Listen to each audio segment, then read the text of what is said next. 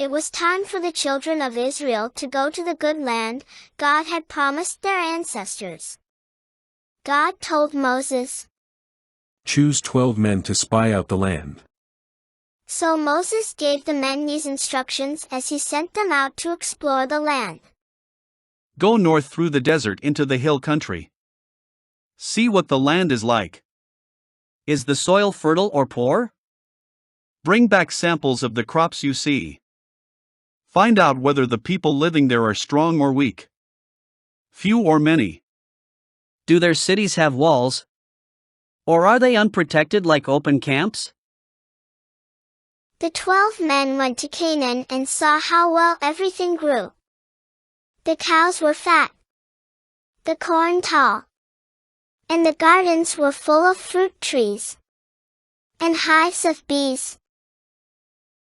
When they came to a valley, they cut down a branch with a single cluster of grapes so large that it took 2 men to carry it on a pole between them. After exploring the land for 40 days, the 12 spies returned to Kadesh-barnea.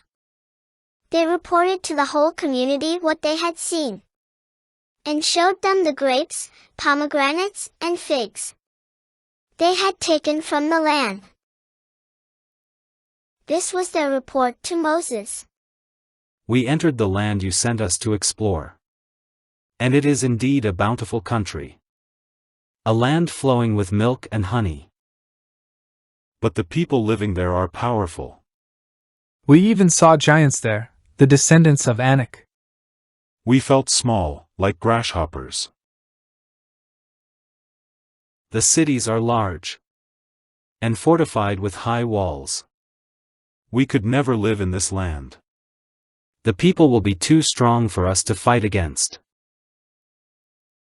Then the whole community began weeping aloud, and they protested against Moses and Aaron. If only we had died in Egypt, or even here in the wilderness. Why is the Lord taking us to this country only to have us die in battle? Our wives and our little ones will be carried off as plunder. Wouldn't it be better for us to return to Egypt? Then they plotted among themselves.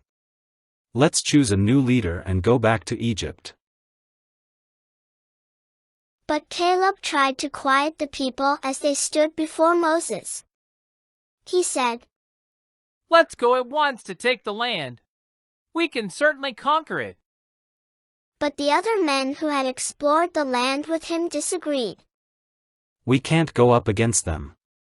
They are stronger than we are. 2 of the spies, Joshua and Caleb, said to all the people of Israel, "The land we traveled through and explored is a wonderful land. It is a rich land flowing with milk and honey. And if the Lord is pleased with us, He will bring us safely into that land and give it to us.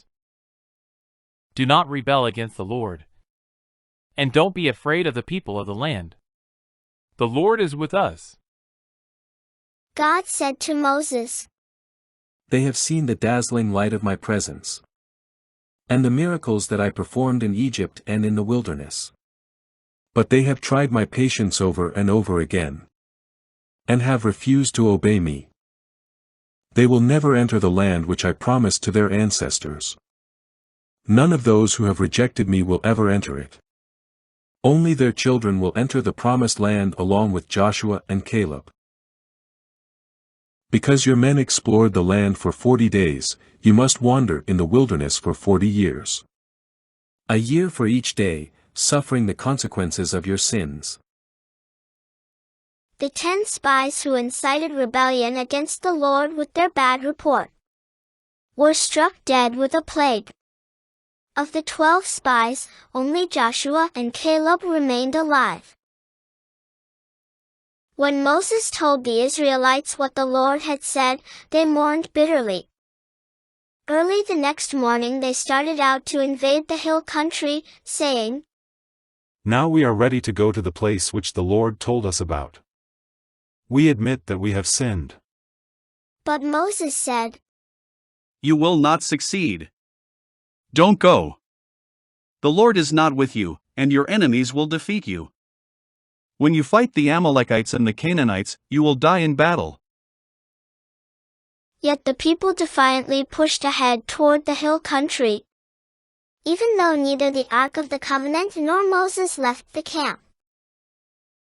Then the Amalekites and the Canaanites who lived in those hills came down and attacked them and chased them back as far as Hormah. Once again the people of Israel faced punishment for their lack of faith and for disobeying God.